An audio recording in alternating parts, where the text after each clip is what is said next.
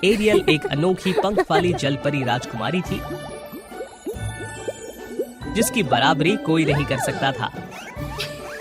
अपनी उत्कृष्ट उपस्थिति के बावजूद वो अपने ही राज्य में परित्यक्त और तिरस्कृत राजकुमारी थी।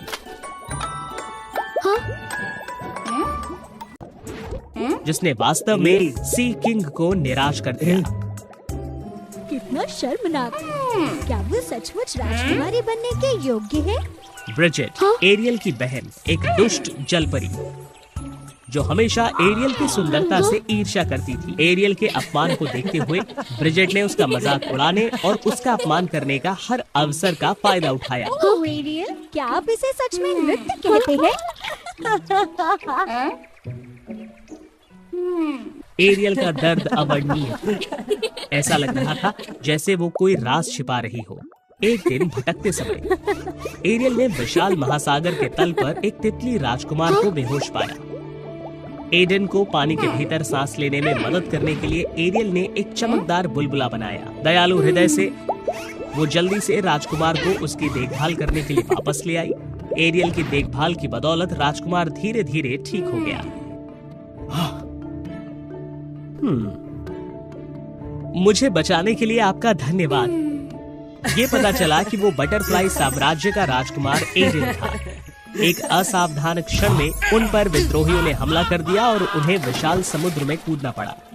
एडन गंभीर रूप से घायल हो गया था, इसीलिए उसे एरियल के महल में रहना पड़ा। कई दिनों तक रहने के बाद एडन एरियल की सुंदरता पर मोहित हो गया। हालांकि उसने अपनी आंखों में गहरी असुरक्षा देखी, जैसे कि वो खुद से असंतुष्ट हो। सुंदर एरियल, क्या आप किसी दुख को छुपा रही हैं? अपने आंसू नहीं रोक पाने के कारण एरियल ने एडन को अपनी कहानी सुनाई। वो राज्य की सबसे कुशल नर्तकी थी और सभी से प्रशंसा पाती थी। उसके पिता सी किंग को उस पर गर्व था। उसने उससे बहुत उम्मीदें रखते हुए उसे एक तारे के आकार का हार दिया। हालांकि एक गरीब मछुआरे को बचाते समय एक बड़ी चट्टान ने उसकी खूबसूरत पूंछ को कुचल दिया, जिससे वो नृत्य करने की क्षमता के बिना केवल आवाजाही का साधन बनकर रह गई। सी किंग की लंबी उम्र के आगामी उत्सव में जलपरी राजकुमारियों के बीच एक प्रतिभा प्रतियोगिता शामिल थी। चुनी गई राजकुमारी को जलपरी साम्राज्य का शासन दिया जाएगा। एरियल सत्ता के लिए लड़ने की अनिच्छा के बावजूद ब्रिजेट को राज्य पर शासन करने की अनुमति देने के गंभीर परिणामों को समझती थी। जो एक अत्यंत क्रूर व्यक्ति थी, जो समस्याओं को हल करने के लिए हिंसा का सहारा लेती थी और छोटे प्राणियों को तुच्छ समझती थी। उसे डर था कि अगर ब्रिजेट ने नियंत्रण पा लिया तो एक बड़ी मुसीबत सामने आएगी। इसीलिए एरियल हमेशा उदासी और चिंता से भरी थी। इस संभावना से डरती थी कि वो ब्रिजेट की क्रूरता पर विजय पाने और राज्य को विनाश से बचाने में सक्षम है या नहीं। एरियल की शुद्ध दयालुता को महसूस करते हुए एडन ने मदद की पेशकश की। हालांकि उन्हें पानी के भीतर चलने में कठिनाई का सामना करना पड़ा। नृत्य करने में असमर्थ होने के बावजूद एरियल ने तैराकी में उत्कृष्ट प्रदर्शन किया। उसने एडन को तैरना और पानी के भीतर आसानी से सांस लेना सिखाया। अजीब बात है, एक तितली राजकुमार जो ऊंची उड़ान भरने का आदी था, विशाल समुद्र में तैरने के लिए सजगता से अनुकूलित हो गया। एडन और एरियल ने नृत्य का प्रशिक्षण शुरू किया। शुरुआती दिन कठिन थे, लेकिन दृढ़ निश्चय के साथ दोनों ने हार नहीं मानी।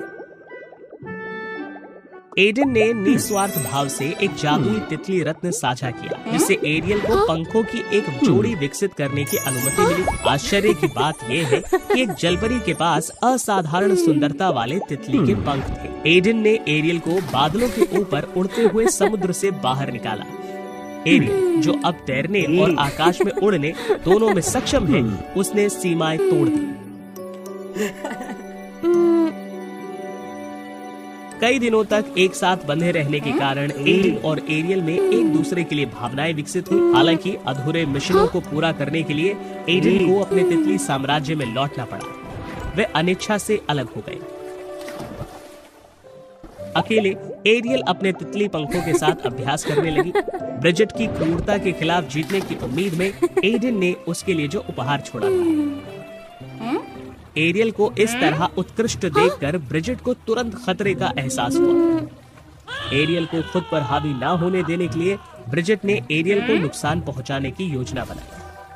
घंटों की थका देने वाली ट्रेनिंग के बाद जब एरियल घर लौटी और आराम करने के लिए गई, मौके का फायदा उठाते हुए ब्रिजेट ने एरियल का कीमती रत्न चुरा लिया। पंखों के बिना एरियल महज एक त्यागी हुई चीज है। और अंततः उत्सव का दिन आ गया। जबकि ब्रिजेट एरियल की विफलता पर खुश थी, एरियल को उत्सुकता से अपने खोए हुए रत्न का एहसास हुआ। सी किंग प्रकट हुए और प्रतियोगिता शुरू हुई। ब्रिजेट ने दर्शकों का ध्यान खींचते हुए अपने उत्कृष्ट कौशल का प्रदर्शन किया। अचानक उसने एरियल के सामने पंखों की एक जोड़ी उगाई, जिससे हर कोई उत्साहित हो गया। ये महसूस करते हुए कि ब्रिजेट ने उसके पंख चुरा लिए हैं, एरियल क्रोधित हो गई। उसने कभी नहीं सोचा था कि उसकी बहन इस तरीके के धोखे का सहारा लेगी। अब एरियल की बारी है। उसके पास वास्तविकता का सामना करने और नृत्य शुरू करने के अलावा कोई विकल्प नहीं है। जैसा कि उम्मीद थी, उसे उपहास भरी हंसी और तिरस्कार भरी निगाहों का सामना करना पड़ा। कितना बेकार है, क्या इसे ही नृत्य कहते हैं?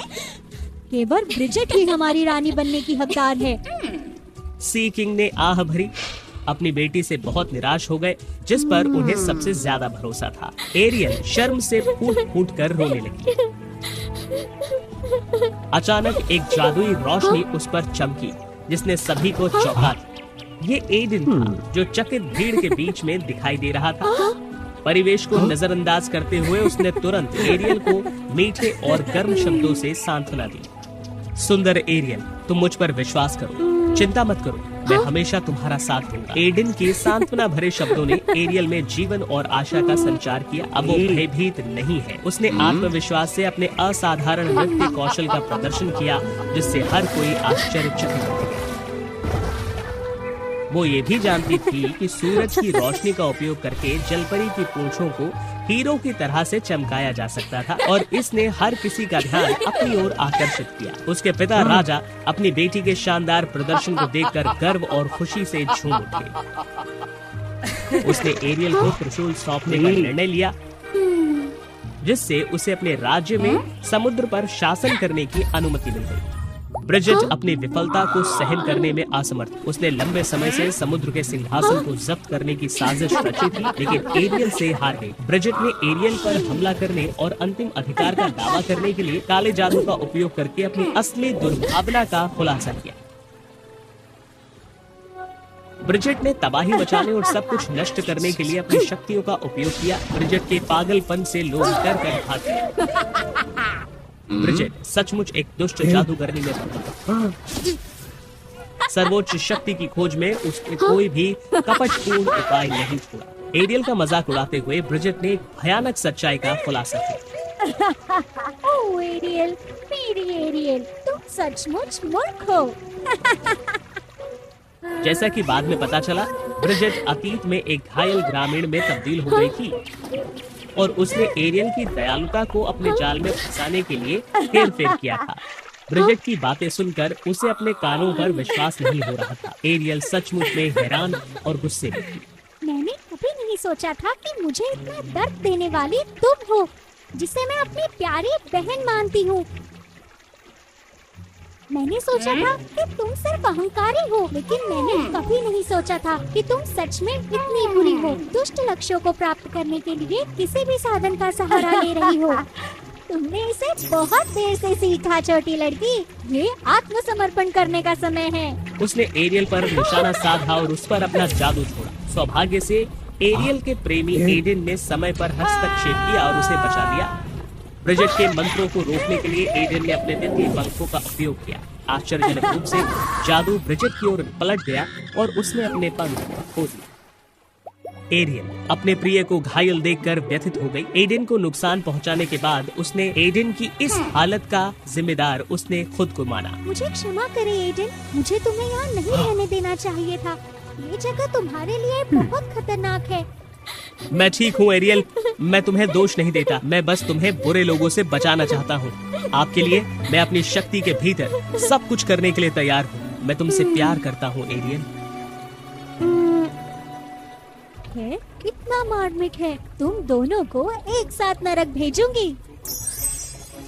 बोलना समाप्त करते हुए ब्रिजेट ने एरियल और एडन की जान लेने के लिए शक्तिशाली बिजली के बोल्ट छोड़े, लेकिन जैसे ही बोल्ट उन पर लगने वाले थे, एक चमत्कार हुआ। एक चमकदार सफेद रोशनी ने एरियल और एडन को ब्रिजेट के हमले से बचाया। ये एरियल के हार की रोशनी थी, उसके पिता का एक उपहार जिसमें उसका प्यार और सुरक्षा शामिल थी। प्रकाश ने ब्रिजेट को चौंका दिया और भ्रमित कर दिया। मेरी शक्ति उस प्रकाश को भेद क्यों नहीं पा रही? इस बात से अनजान कि उनका त्रिशूल एरियल के पास गिरा था, ब्रिजेट ने अवसर को नजरअंदाज कर दिया। एरियल ने मौके का फायदा उठाया, तुरंत त्रिशूल लिया और ब्रिजेट पर जवाबी हमला करने के लिए उसका इस्तेमाल किया। एरियल ने एक जादू किया जिसने ब्रिजेट को एक बड़े घोंगे जैसे दिखने वाले भयानक प्राणी में बदल दिया। उसने ब्रिजेट के खोल को भी बंद कर दिया जिससे वो बच न सकी। ये वो कीमत है जो आपके द्वारा किए गए घिनौने कार्यों के लिए चुकानी होगी। आप हमेशा इस खोल में रहेंगे, आपको कोई नहीं जानेगा और कोई आपकी परवाह नहीं करेगा। आपने जो किया है उसके लिए आपको पश्चाताप करना होगा। मुझे आशा है कि आप जाग सकते हैं और पश्चाताप महसूस कर सकते हैं। हाँ? ब्रिजेट को हराने के बाद एरियल जलपरियों की रानी के रूप में सिंहासन पर बैठी और लोगों के प्यार और सम्मान के साथ समुद्र पर शासन किया। फिर भी एरियल एडन को नहीं भूली। तितली राजकुमार एडन समुद्र के नीचे रहने में असमर्थ था। अपने मिशन को पूरा करने के लिए वो अपने राज्य में लौट आया, लेकिन उसका दिल हमेशा एरियल के पास ही रहा। वो उसे कभी नहीं भूल सकता। दोनों समुद्र के किनारे मिलते थे, वे कसकर गले मिलते और दिन भर की घटनाओं के बारे में बात करते और एक जादुई चीज करते। एरियल ने अपना हाथ पानी से बाहर निकाला और वो गहरे नीले आकाश में ऊंची उड़ान भर सकी। तितली के पंखों की कमी के बावजूद वो एक पक्षी की तरह स्वतंत्र रूप से उड़ सकती थी। एरियल निश्चित रूप से बहुत खुश थी। शायद ये उसकी दृढ़ता और अटूट करुणा थी जिसने परमात्मा को छू लिया, जिससे उसे ये चमत्कारी शक्ति प्राप्त हुई।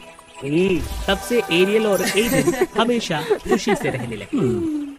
हम में से प्रत्येक अपने मन में रंगीन भावनात्मक भावनाएं रखता है। उनमें खुशी, उदासी, गुस्सा और घृणा उल्लेखनीय है। ये बारी बारी से मस्तिष्क की सभी गतिविधियों को नियंत्रित करते हैं, हमारी भावनाओं को बाहरी रूप से व्यक्त करने में हमारी मदद करते हैं। इन आत्माओं की कहानियों का अनुसरण करने के लिए वो फेरी टेल्स को सब्सक्राइब करें। आड्रे एक विशेष राजकुमारी है। वो दुख प्रकट करना नहीं जानती। ऐसा इसलिए क्योंकि उसके जीवन की सबसे बड़ी घटना के बाद आंड्रे के मन में उदासी की भावना गायब हो गई। जब आंड्रे 16 वर्ष की थी तब आंड्रे की मां की एक गंभीर बीमारी से मृत्यु हो गई। अब और उदास मत हो ऑड्रे, मजबूत बनो और एलिस की रक्षा के लिए हमेशा आशावादी दिखने का प्रयास करो प्रिय। आंड्रे ने पूरी तरह से बदलने का फैसला किया, फिर कभी कमजोर नहीं पड़ने का। इस भयानक घटना और उदासी के अचानक चले जाने के बाद जॉय द हैप्पी स्पिरिट ने आंड्रे के दिमाग पर कब्जा कर लिया। उसने सब कुछ नियंत्रित किया और सभी दर्दनाक यादों को दफन कर दिया।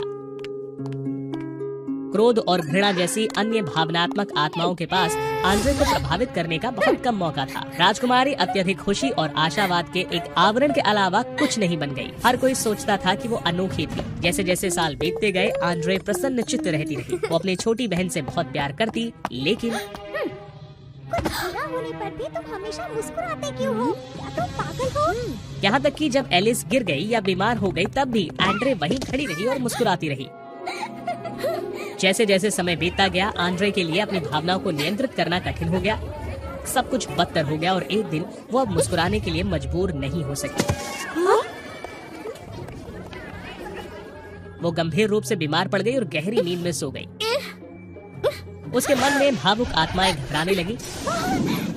वे अब उसे नियंत्रित नहीं कर सके। अपनी बहन के बारे में चिंतित एलिस ने उपचार करने वाले जादूगर की तलाश की। आंड्रे ने अपनी भावनाओं को नियंत्रित करने की क्षमता खो दी है। उसे अब खुश होने का दिखावा करना पड़ता है, इसलिए बाकी भावनाएं दब जाती हैं और आंड्रे की उदासी की भावना भी गायब हो गई है। यदि उसका शीघ्र इलाज नहीं किया गया तो आंड्रे चेतना खो देगी और कोमा में चली जाएगी। कृपया मेरी बहन की मदद करें, कृपा करें। जादूगर ने एलिस को आंड्रे के दिमाग तक अस्थायी पहुंच प्रदान की। इससे पहले कि बहुत देर हो जाए लड़की को सैडनेस ढूंढने और अपनी बहन को बचाने की जरूरत है। क्या ये ऑड्रे के दिमाग के अंदर की दुनिया है। ये भयानक है।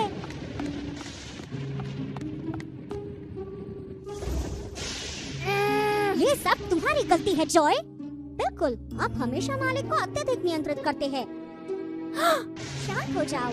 दुख इसका कारण है। वो वही है जो हमारी मालिक को चोट पहुंचाना चाहती थी। हाँ? एलिस, आप यहाँ क्या कर रहे हो? चले जाओ, ये खतरनाक है। ये बच्ची हमेशा परेशानियाँ पैदा करती है। एलिस ने उदासी को खोजने के लिए सभी से अनुरोध किया। केवल वही आंद्रे की मदद कर सकते थे। मुझे लगता है कि हमें उस स्थान को ढूंढने का प्रयास करना चाहिए जहाँ जॉय ने सभी दुखद यादों को दफन कर दिया था। ये बिल्कुल व्यर्थ है। हो सकता है कि वे स्मृतियाँ नष्ट हो गई हो। चलो जॉय, समय समाप्त हो रहा है। हमें हर चीज आजमानी होगी। कोई अन्य विकल्प न होने के कारण जॉय को वहाँ सभी का नेतृत्व करना पड़ा। मैंने उन्हें यहाँ दफनाया था। हालांकि जॉय ने उन्हें बहुत गहरे दफन कर दिया था और वर्षों से वे दुखद यादें जम गई थी। अभी जमे हुए हैं। ओह ठीक है, उन्हें अब और नहीं खोला जा सकता। मेरे पास एक रास्ता है। हे गुस्सा, दरअसल मुझे ऑड्रे बिल्कुल पसंद नहीं है। अगर वो बीमार रहेगी तो मैं रानी बन जाऊंगी। तुमने क्या कहा? आग की लपटें बर्फ तक फैल गई जिससे वो पिघल गई। अचानक दुखद यादें ताजा हो गई।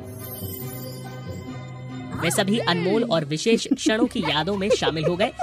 यहाँ तक कि वह समय भी जब दोनों बहनें एक दूसरे से बहस करती थी और एक दूसरे की आलोचना करती थी। ऐसे क्षण में जब माँ गंभीर रूप से बीमार थी, आंद्रे अपनी माँ के बिस्तर के पास फूट फूट कर रोने लगी।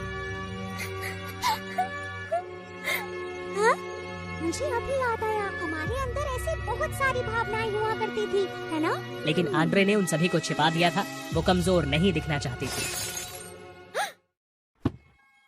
हाँ, ये सभी यादें अनमोल है, लेकिन उदासी ने उन्हें छू लिया और उन्हें निराशा के नीले रंग में रंग दिया। मैं इसे स्वीकार नहीं कर सकती, इसलिए उदासी के साथ मेरी भयानक लड़ाई हुई और इसीलिए वो चली गई। आप सचमुच शीर्ष पर है।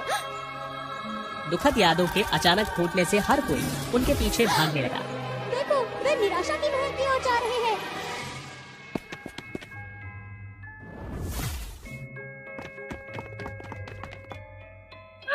उदासी वहीं छुपी होगी। लेकिन अजीब मच्छर जैसे जीव दिखने लगे और सभी पर हमला करने लगे। मुझे इन चिंता पैदा करने वाले मच्छरों से नफरत है। हार मान लो, आपके मालिक को कोई नहीं बचा सकता। कोई झूठ बोल रहा है। आत्माओं में से एक झूठा है। अधिक से अधिक मच्छरों का झुंड आने लगा। ठीक है, सब लोग मुझे इन्हें संभालने दो।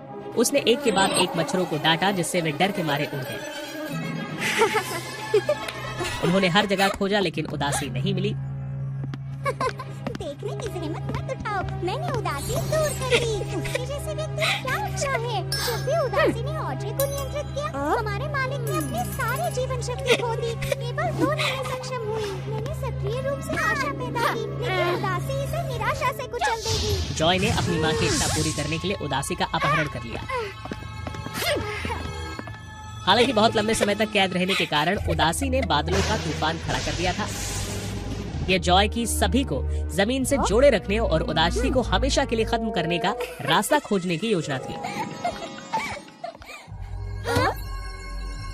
ये ठीक नहीं चल रहा। जल्दी आओ। जाओ एलिस, उदासी को बचाओ। एलिस मच्छरों के झुंड से चिपकी रही जो उसे वहां ले गए जहां खुशी और उदासी थी। खत्म हो गया है उदासी। ठीक है, जो चाहे करो। नहीं, जल्दी से चले जाओ।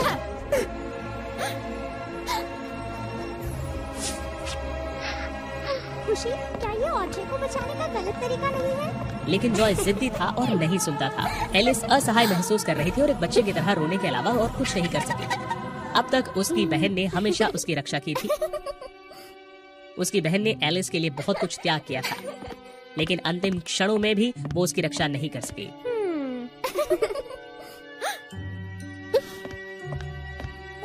एलिस, दोनों ने अपना दुख साझा किया, एक दूसरे को दर्द से राहत दिलाने में मदद की। इसके लिए धन्यवाद। एलिस ने धीरे धीरे संयम वापस पा लिया। एलिस ने अपनी हार्दिक कृतज्ञता व्यक्त की, एक धन्यवाद जो वो आंद्रे को देना चाहती थी।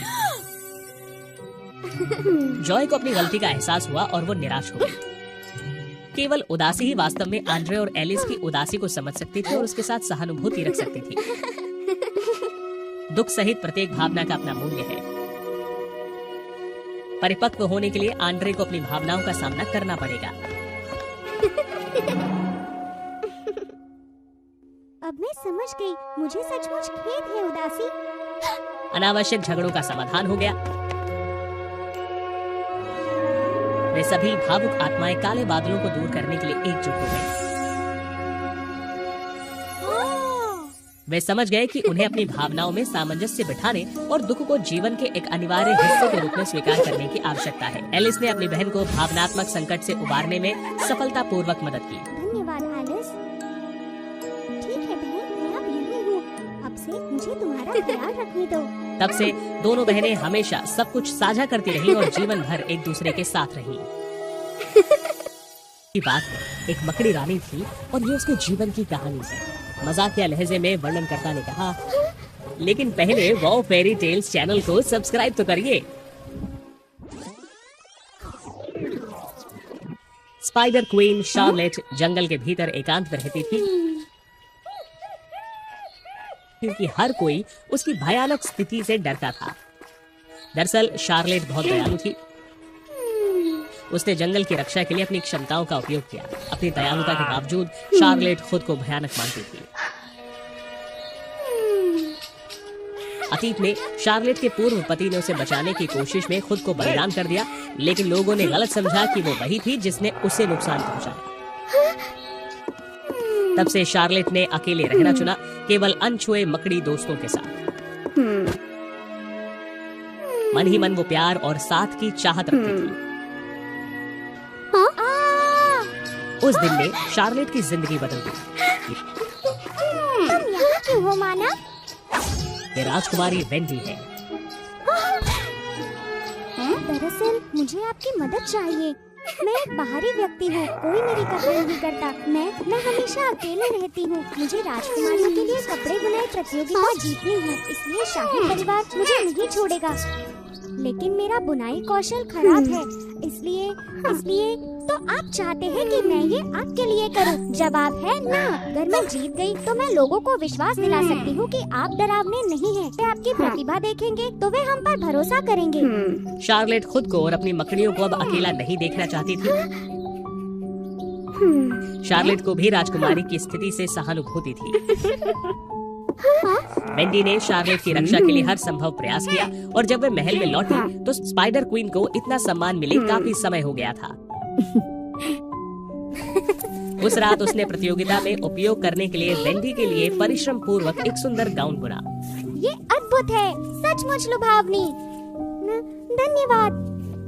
उसके प्रयासों को पुरस्कृत किया गया। वेंडी के लिए उसने जो गाउन सिलवाया था वो वास्तव में सबसे सुंदर गाउन था और वेंडी ने प्रतियोगिता का पहला राउंड आसानी से जीत लिया। अद्भुत पोशाक। मुझे नहीं पता था कि राजकुमारी इतनी अद्भुत है। लोगों को मेरी पोशाक पसंद है, ये सचमुच बहुत अद्भुत है। प्रतियोगिता से वापस आने के बाद वेंडी वास्तव में खुश थी। मैं जानती थी कि तुम सही थी। उनसे अनभिज्ञ प्रतिस्पर्धी एना ने वेंडी से बदला लेने की साजिश की। खलनायकों को कम ही पता था कि शार्लेट राजकुमारी के साथ थी और वे जल्द ही हार गए। चार्लेट, अगर तुमने नहीं किया, मैं नहीं, तुम मेरी दोस्त हो। मैं आपकी सुरक्षा के लिए सब कुछ करूंगी। मैं नहीं। हालांकि वेंडी ने अजीब व्यवहार किया। शार्लेट आगे की जांच नहीं कर सकी क्योंकि उसे प्रतियोगिता के अगले दौर की तैयारी करनी थी। अगले दौर में राजकुमारियों को एक गहरी खाई में एक विशाल कपड़े की पतंग बुननी थी।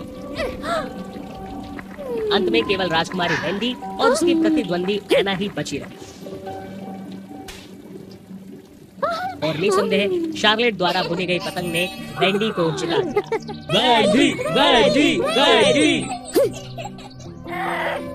स्पाइडर क्वीन शार्लेट को ऐसा लगा मानो उसका उत्साह वर्धन किया जा रहा हो। मैं हार नहीं सकती, तुम्हें इसके लिए भुगतना पड़ेगा। वेंडी, आपका धन्यवाद। मुझे अपनी प्रतिभा का पता चला और आप मेरे दोस्त बन गए। मैं वास्तव में इसकी सराहना करती हूँ। इतने वर्षों के बाद मैं वो व्यक्ति नहीं हूँ जो आप सोचते हैं। राजकुमारी पहले की तरह फिर से चली गई, लेकिन इस बार शार्लेट अपनी सहेली को नजरअंदाज नहीं कर सकी और उसने उस रहस्य का पता लगाया जिसे वेंडी छिपा रही थी। राजकुमारी को बिल्कुल भी त्यागा नहीं गया था। वेंडी वास्तव में काफी चंचल थी और उसे पार्टियां बहुत पसंद थी। घमंड के कारण उसने शर्त लगा ली थी कि वो प्रतियोगिता जीतेगी। वेंडी झिझक रही थी, लेकिन तो तुमने मुझे धोखा दिया सिर्फ अपने स्वार्थी घमंड को संतुष्ट करने के लिए। हाँ, लेकिन मुझे सचमुच इसका अफसोस है क्योंकि तुम्हें वास्तव में मेरी परवाह थी। तुम पहले व्यक्ति थे। मैं अब भी उन्हें विश्वास दिला सकती हूँ कि तुम डरावनी नहीं हो। बहुत हुआ। ये सोचकर कि उसे प्यार किया जाएगा, स्पाइडर क्वीन को उसके ही दोस्त ने धोखा दिया।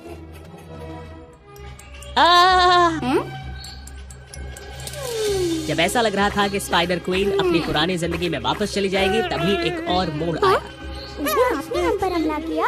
ऐसा क्यों किया? बोलो। शार्लेट को पता चला कि एना ने बदला लेने के लिए उसे और वेंडी को नुकसान पहुंचाने के लिए अपने गुर्गे को भेजा था। ये नहीं हो सकता। लेकिन चाहे कुछ भी हो, वो अपने दोस्त को नहीं छोड़ सकती थी। अब क्या?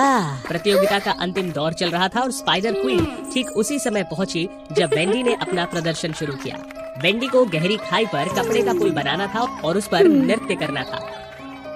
वेंडी पुल कैसे बना सकती है? वेंडी के हाथों पर खरोंचे देखकर शार्लेट सब कुछ समझ गई। मुझे अंतिम चुनौती पूरी करनी होगी। केवल शार्लेट मेरी दोस्त है।